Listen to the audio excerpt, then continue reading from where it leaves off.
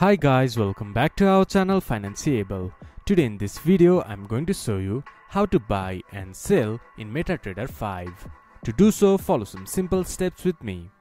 First of all, open your MetaTrader 5 application.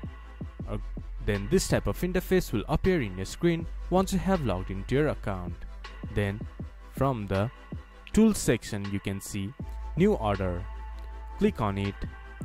Then select the instrument that you want to buy or sell. Once you have selected the symbol, choose the type of order, if you want instant execution order or pending order. From here you can choose the volume of your order. Then also select the stop limit and take profit limit. From here choose the deviation, and you can sell or buy by clicking sell or buy. This is how you can sell or buy in MetaTrader 5. This much for today's video. If you guys find our video helpful, please leave a like and comment. And do not forget to subscribe our channel and hit the bell icon. I'll see you guys again in our next video. Thank you for watching.